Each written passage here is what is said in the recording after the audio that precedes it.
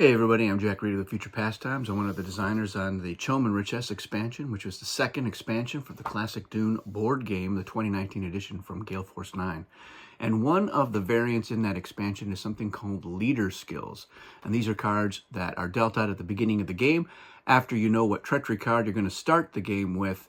And they are applied to specific leader discs for each factions, which are made public so everyone knows.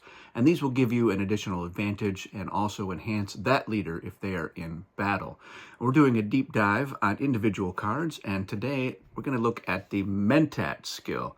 And this is actually the skill that inspired Leader Skills in the first place.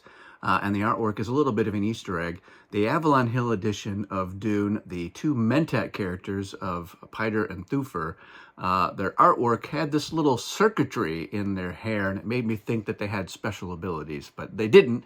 And I had that idea in my head since about 1983, 82, that they should have some kind of special abilities. And so that is how Leader Skills came about.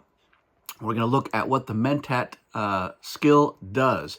Now, each of these leader skill cards has two effects. It's going to have an additional advantage or another effect that your other leaders will have, and then a specific effect for when you use that leader in battle. So let's say that I have Thufir is the leader disc that I've put out in front, and I've assigned it to the Mentat skill. So everybody knows that. And that is done before traders, so that other players will have some more interesting decisions to make in terms of which trader to choose when they're dealt out. And you, as the player assigning the leader skills, has to decide, do you want to assign a skill to a very strong leader or maybe to a weak leader to make them stronger, and kind of make that decision about which trader to choose a little more difficult for the other players. Mentat is a special skill in that it behaves a little bit differently from all of the others. So in the other cases, you're going to have a skill with an effect that will apply to the other leaders, or it's another advantage, but it's not something that this particular leader necessarily can use. But that is different with Mentat. So let's look at what it does do. The top effect is before making battle plans, you may ask your opponent if they have a specific weapon, for example, crysknife or poison tooth, in hand. They must show you that card if they have it, or another treachery card if they don't. They're not required to use the weapon.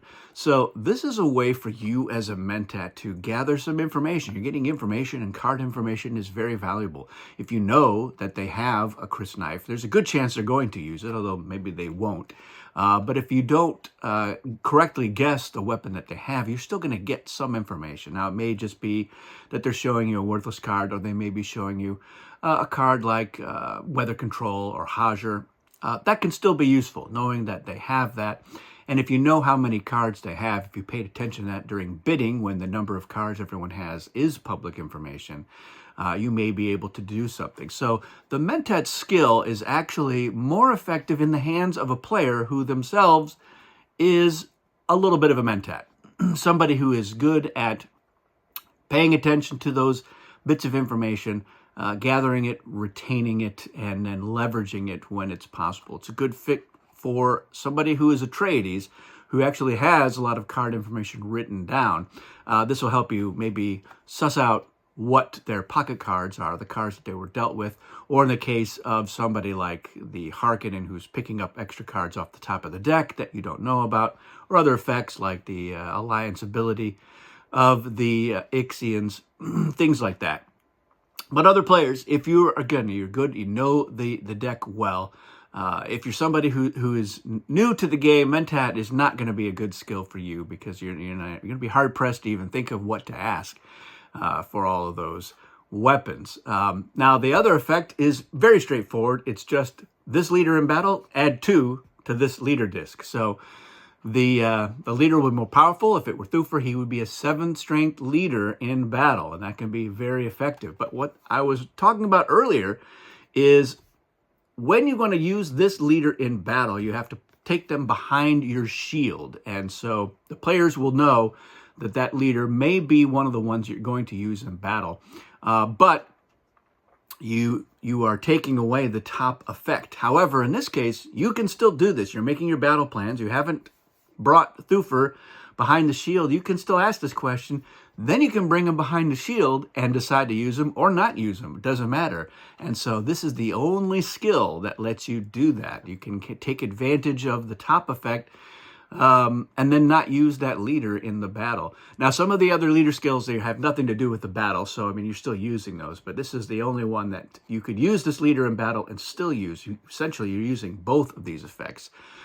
So, again, if you are the Mentat type of Dune player with an absurd level of knowledge of the game, Mentat in your hands can be especially effective. So that is how the Mentat skill works and why there is a Mentat skill or any of the skills in the game. If you have any questions about the Mentat or applications of it, let me know in the comments. That's it for this one, everybody. Thanks for watching, and we will see you again soon.